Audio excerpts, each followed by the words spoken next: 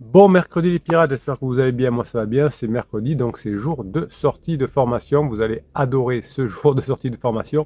On va faire la version 2, la suite de récupération conjoint, même quand il est parti. Je m'appelle Bruno Marchal et je fais ce métier de vous créer des formations depuis 1999, ça a permis à des milliers de pirates de retrouver leur conjoint, c'est-à-dire que lorsque l'on est ensemble depuis 5, 10, 15, 20 ans, c'est normal de traverser des crises. Pendant la crise, eh bien, soit on ne sait pas la gérer, on se sépare, ça coûte très cher en psychologie, mais aussi financièrement, hein, 20 000 euros la première année, 10 000 euros les années précédentes en moyenne, souvent beaucoup plus évidemment, vous le savez. Et donc, vous avez un catalogue aujourd'hui de 200 formations à votre disposition que vous trouvez dans l'affiché plus de cette vidéo avec les 200 formations, mais aussi, je vous ai créé tout un écosystème autour de ces formations pour que vous puissiez les mettre en application de façon le plus efficace possible. Les formations elles-mêmes sont très puissantes et l'écosystème pour vous aider à les mettre en place également avec le canal Telegram où toute la journée je vous mets des shorts, je vous mets des textes pour vous aider. Vous avez le groupe Facebook des pirates aujourd'hui qui va vous aider aussi à mettre en place les formations. Allez-y, c'est toujours à partir du lien sur le affiché plus qui vous permet d'avoir Telegram, Facebook, le catalogue évidemment. Vous pouvez discuter sous les vidéos avec d'autres pirates et ça c'est génial. Donc vous avez adoré cette formation qui est maintenant la première formation qui date depuis qui date maintenant de plus d'un an et demi je crois même, sur comment récupérer son conjoint même quand il est parti. Donc vous l'avez adoré, donc je vais vous en donner plus. Je vais la remettre à jour. Il n'y a aucun fichier commun avec la première, elles sont tout à fait différentes. Les neurosciences sont avancées depuis un an et demi. Et donc voilà, on va faire cette formation. Aujourd'hui, vous allez découvrir cette formation au goût du jour nouvellement et vous allez vous régaler. Vous savez que les longues relations que vous vivez sont souvent perçues comme des voies tracées sur une même route. Quand vous êtes en phase 2, hein, vous pensez que vous êtes ensemble pour la vie et puis il arrive cette fameuse fin de phase de sécurisation, cette entrée de votre conjoint dans la phase d'exploration. Est-ce qu'il va continuer avec vous ou pas? Ça va dépendre de votre changement et des bons moments que vous passez ensemble. Eh bien, effectivement, il arrive que votre partenaire ait décidé de bifurquer, mais ce n'est pas pour autant que la relation est terminée. Contrairement à la croyance populaire, ce n'est pas la distance physique qui rompt l'harmonie, même si votre conjoint est déjà parti, mais l'accumulation des erreurs, l'accumulation des interdits qui creuse un gouffre d'incompréhension. Vous avez une formation qui s'appelle Comment ne plus faire d'interdits pendant la crise de son conjoint. Donc les couples vont se retrouver à vivre côte à côte tout en suivant des trajectoires parallèles et parfois le côte à côte peut faire que l'on n'habite plus ensemble et qu'on a l'impression que finalement on ne va pas se retrouver. Dans ce vide silencieux qu'il y a entre les deux voix, compris les conjoints, vous et votre conjoint. Parfois, il y a même des coachs qui conseillent malheureusement le silence radio, qui fait que le vide va s'accélérer et que les droites ne se retrouveront plus jamais à partir du moment où vous faites un silence radio avec un couple de longue durée. Eh bien, les trajectoires parallèles ne pourront plus jamais se croiser véritablement. Donc finalement, dans ce vide silencieux que vous ne devez pas faire, l'érosion des liens commence. Donc si vous ne parlez pas, si vous n'osez plus, si vous avez peur, eh bien finalement, vous allez avoir comme un cataclysme parce que votre couple va se terminer. Heureusement, on n'en est pas là. Vous avez la chance d'être tombé sur les formations sur les pirates. Évidemment, hein, vous allez comprendre que vous allez pouvoir revenir ensemble. Effectivement, généralement, c'est pas quelque chose d'extraordinaire qui a poussé votre conjoint à partir. Enfin, j'espère en tout cas, vous n'avez pas mis des coups de couteau, des coups de fusil ou des grands coups de poing dans la figure. J'espère en tout cas. Mais c'est souvent une myriade de micro-fissures qui se creusent lentement dans l'édifice relationnel. Donc, vous allez reboucher les trous au fur et à mesure en montrant à votre conjoint que maintenant, grâce aux formations, vous avez changé de façon réelle, de façon durable et que vous allez pouvoir évidemment maintenant repasser des bons moments ensemble, même des couples qui se sont donné des coups de couteau comme Nabila et son conjoint ont fini après la prison par se retrouver ensemble et se pavaner au Festival de Cannes, faire des enfants, etc. Donc voilà. Donc, même avec des coups de couteau, si on sait gérer la situation, ça peut se passer. Ne mettez pas des coups de couteau, je vous conjure. Hein, déjà, avec les micro-fissures, vous avez déjà assez à faire. Donc finalement, le paradoxe va résider dans le fait que l'éloignement physique, qui est pourtant redouté, va vous donner l'opportunité finalement de combler ces fossés, même si votre conjoint est parti. Ça va vous donner du temps pour travailler sérieusement, pour vous faire chouchouter par les autres pirates, pour mettre en application et pour récupérer votre conjoint. Finalement, la distance que vous avez créée avec au moment des disputes qui a fait que votre conjoint est parti pendant un moment, eh bien, ça va redéfinir les contours de l'identité individuelle, ce qui est essentiel pour mieux se retrouver ensuite. Loin d'être une fin en soi, finalement, l'éloignement qui vous a été imposé peut être le prélude, si vous gérez bien, si vous mettez bien en application, à une nouvelle dynamique, à une reconstruction, sur cette fois des bases plus solides et plus authentiques, qu'on appelle les faits phase 4, effet de phase grande intimité. Effectivement, l'instinct de survie a peut-être poussé votre conjoint à fuir, à explorer de nouveaux horizons, croyant que l'herbe est plus verte ailleurs. Ce qu'il découvre souvent, c'est que l'exotisme de la nouveauté se fane rapidement, laissant place à un sentiment de vide plus profond que celui qu'il fuyait. C'est pour ça que votre conjoint finit par être épuisé.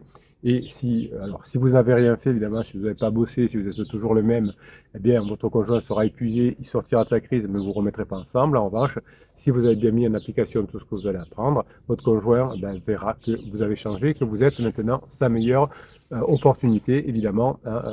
Pour l'instant, peut-être que si vous êtes en phase d'alarme, il vit sa meilleure vie. Il dit c'est bon, je reviendrai jamais, je suis heureux, j'ai trouvé un pansement, c'est l'âme sœur, etc. Et vous savez déjà, vous, comment ça va se terminer, puisqu'il va se terminer avec un sentiment de vide encore plus fort.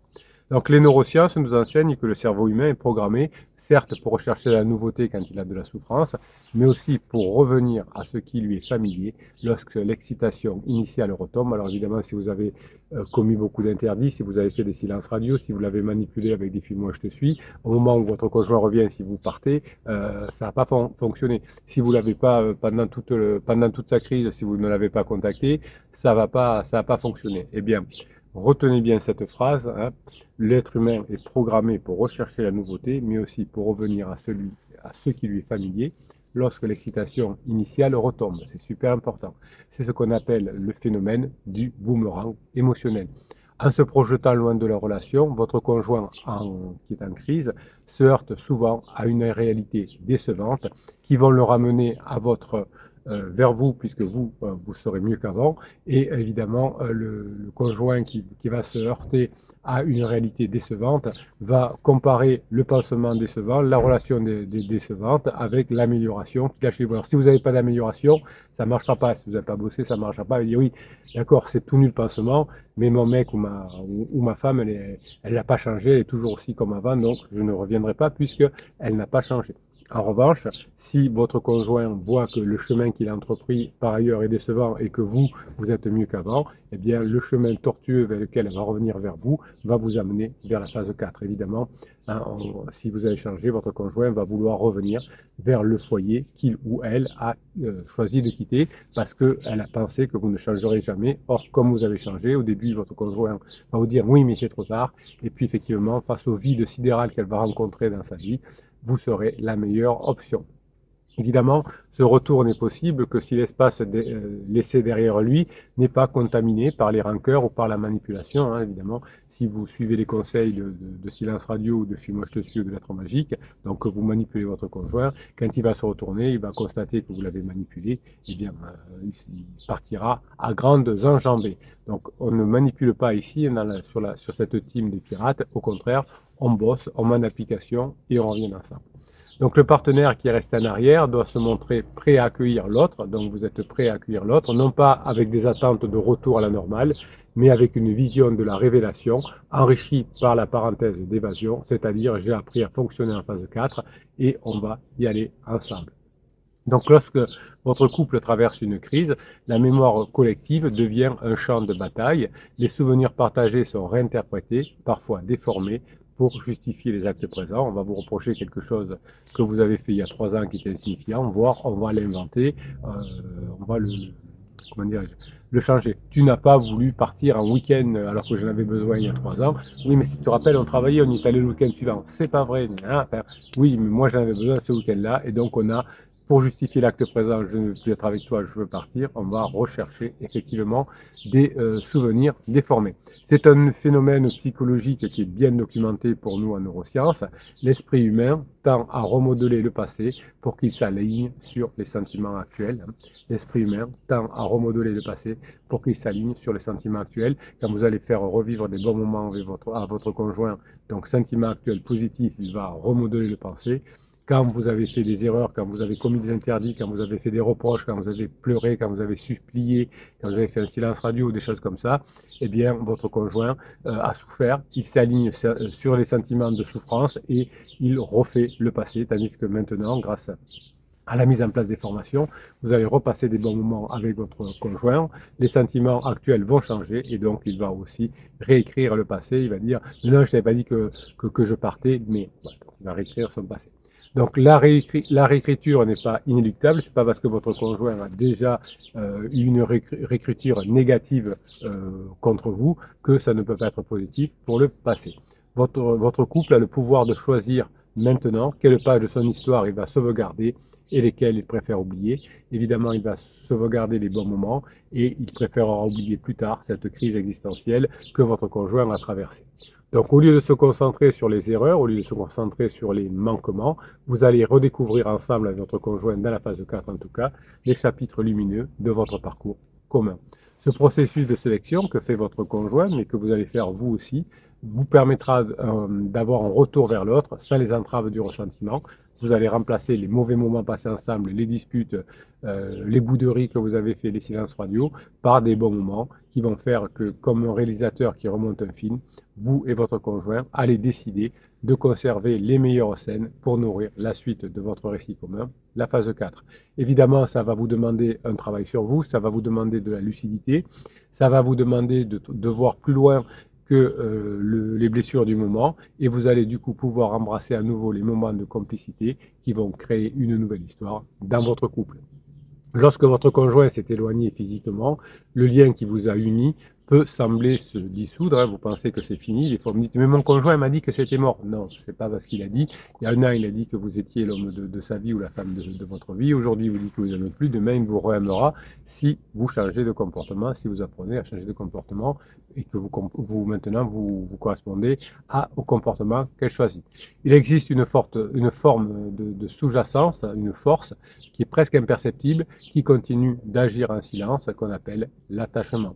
Les théories de l'attachement nous apprennent que ce lien, vous avez une formation complète pour raviver l'attachement d'ailleurs de votre conjoint, les théories de l'attachement nous apprennent que ce lien, qui est forgé au fil des années, ne disparaît pas du jour au lendemain, il se manifeste sous des formes subtiles, parfois contradictoires, c'est pour ça que votre conjoint qui dit « mais non, c'est fini, jamais je ne reviendrai ». Le conjoint qui est en crise peut ressentir un besoin inexplicable de vérifier les réseaux sociaux de l'autre, de savoir ce qu'il fait, avec qui il est, même après avoir pris ses distances. Donc sachez que votre conjoint, même après avoir pris ses distances, continue à vous observer. Donc continuez à mettre des choses sur les réseaux sociaux, des choses positives, parce que vous êtes observé. Et vous êtes toujours surpris quand votre conjoint qui vous a dit que c'était fini, etc., vous demande si vous avez retrouvé quelqu'un, ou demande à vos enfants, est jaloux en disant « oui, j'ai vu que tu avais une nouvelle amie sur Facebook, Évidemment, ce comportement qui est apparemment anodin révèle la persistance d'un lien invisible, une corde tendue entre vous et votre conjoint, malgré le fait que votre conjoint soit déjà parti. Le retour est possible. Donc, dans la formation, vous verrez que le paradoxe souligne l'importance de ne pas rompre ce fil ténu par des actions précipitées ou des paroles blessantes, pas d'interdit de votre côté. Au contraire, vous allez nourrir, même à distance, par des gestes discrets, par des gestes significatifs, qui rappellent à votre conjoint qu'il n'est pas totalement coupé du passé, votre passé qui va devenir à nouveau un futur. C'est cette conscience du lien invisible que vous allez continuer à apprendre à mettre en place dans la formation qui va vous permettre de rester connecté avec votre conjoint, même dans des moments de séparation. Après cette phase, effectivement, de je vais voir si l'herbe n'est pas plus verte ailleurs, vous irez vers la réconciliation. D'ailleurs, vous avez une formation complète sur la réconciliation. Eh bien, la réconciliation, vous apprendrez dans cette formation-là, après la crise de couple, n'est pas un retour à l'état antérieur, c'est-à-dire la phase de sécurisation, mais une exploration de nouveaux territoires ensemble, c'est-à-dire la phase 4, la phase de grande intimité.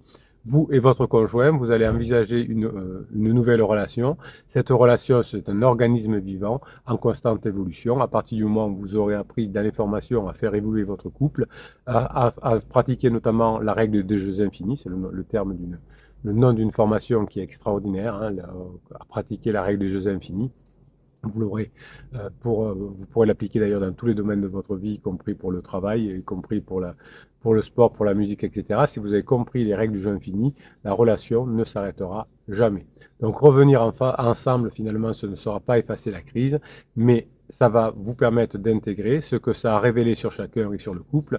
Par exemple, pour vous, vous n'étiez pas trop inspiré jusqu'à maintenant par les neurosciences et la psychologie, vous avez trouvé ça génial, vous l'avez mis en place, ça a marché, et vous allez du coup mettre les neurosciences, par exemple, en place dans tous les domaines de votre vie. Donc cette phase de réconciliation que vous allez mettre en place grâce à la formation va vous permettre d'avoir une grande créativité, va vous permettre d'avoir une capacité à inventer de nouvelles façons d'être ensemble, et vous avez des formations sur la créativité qui permettent de vous mettre en place ça aussi. Donc vous allez transformer votre crise en une opportunité et vous allez découvrir grâce à cette formation, même si votre conjoint est déjà parti, des aspects inexplorés de la relation, des territoires émotionnels qui n'ont jamais été parcourus. Bref, même si votre conjoint vous a dit c'est fini, je n'en reviendrai pas, ce que vous allez vivre dans l'avenir est encore mieux. C'est là que réside votre véritable défi de bosseur. Non pas de recoller les morceaux du passé, mais de forger une nouvelle alliance plus riche et plus complexe qui tient compte des failles révélées. Cette démarche demande une ouverture d'esprit, une flexibilité psychologique, une envie de se remettre en question, une volonté de bosser, une volonté de s'aventurer hors des sentiers battus pour créer le nouvel équilibre, celui de la phase 4, la phase grande intimité, qui sera à la fois plus robuste et plus durable. Vous avez d'ailleurs une formation qui vous permet d'être finalement antifragile pour vous. Vous allez vous promettre de bosser, vous allez vous promettre de mettre en application, vous allez vous promettre de rien lâcher, au moins pour vos enfants, au moins pour ne plus souffrir, au moins pour ne plus avoir de séquelles psychologiques plus tard, au moins pour ne pas dépenser des milliers d'euros dans le divorce, en frais d'avocat, etc. Vous allez investir sur vous, vous allez d'abord vous sentir mieux grâce à cet investissement sur vous, mais ensuite vous allez vous promettre d'y arriver. Si vous promettez d'y arriver, vous pourrez compter sur le capitaine et sur les pirates pour vous aider à récupérer votre conjoint. Voilà. Je vous laisse découvrir la formation Récupérer son conjoint même s'il est parti, la version 2, la suite. Et puis, si vous avez fait la première, vous aurez des informations complémentaires. Et ça, c'est bon. Voilà, je vous souhaite la journée que vous méritez, mes pirates adorés. Bonne formation. On se retrouve de l'autre côté. Vous cliquez sur Afficher plus et vous allez tomber sur le catalogue des 200 formations. Je vous rappelle aussi d'ailleurs que quand vous cliquez sur le lien, vous avez droit à une formation que je vous offre qui s'appelle le Best of 2023. Passez la journée que vous méritez. Je vous kiffe et je vous kiffe grave.